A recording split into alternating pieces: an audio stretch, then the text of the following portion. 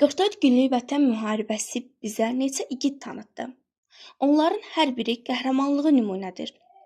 Torpağımız işğaldan azad etmək üçün vuruşan və bu yolda canından keçən oğullardan biri də Göyçay rayonu Cərli kəndin şəhidi Ömərli Kənan Elxanoğlunun 6 oktyabr 2025-ci ildə 5-ci ildönümünü məzarı önündə qeyd olundu.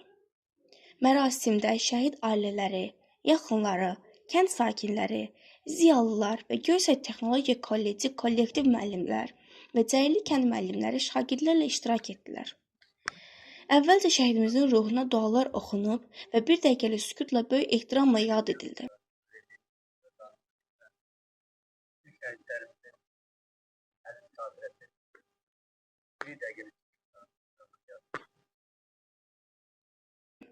Şəhid ailələri və ziyalılar, müəllimlər şəhidimizin xatirələrindən bəhs etdilər və məktəb şagirdləri şeirlər səsləndirdilər. Vətəni qorumaq üçün düşmən gülləsinə sipər oldun sən.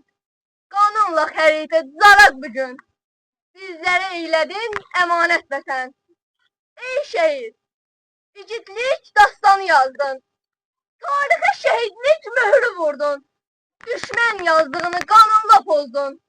Torpağın adını sən vətən qoydun.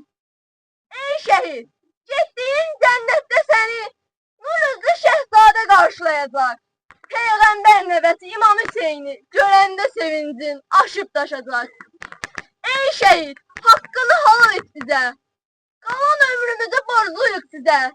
Qoymadın xar düşə qeyrətimizə. Canını verməklə qurban vətənə.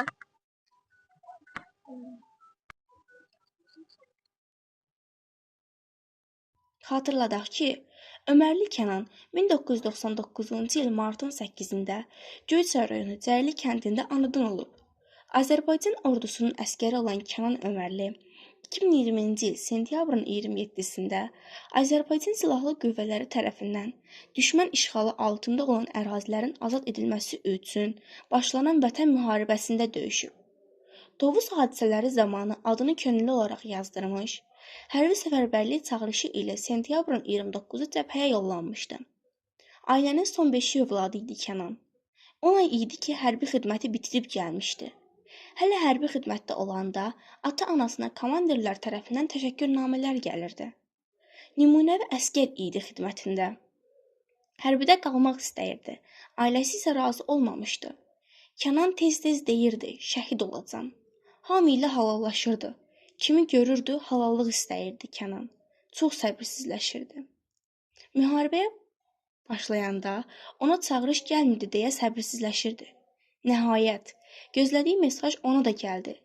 29 sentyabr saat 19:02-də Kənan telefonunda gözlədiyim an gəldi deyə yazı da yazmışdı. Ailəsi ilə sağollaşıb da son sözü şəhid olacam.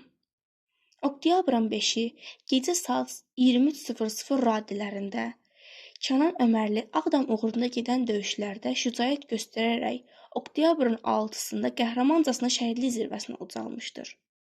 Göyçay rayonu Cərli kənd qəbirstanlığında dəfn olunub.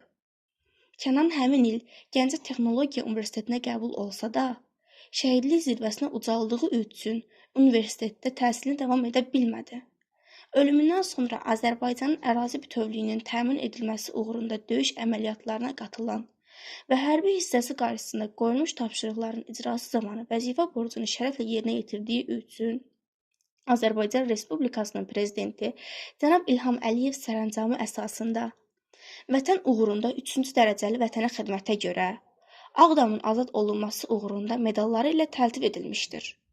Sonunda şəhid ailəsi ziyarətçiləri çay süfrəsinə dəvət etdi. Məkanın cənnət olsun şəhidim.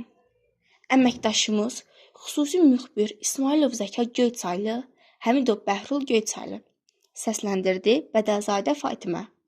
Azərbaycan internet televiziyası üçün yayınlandı.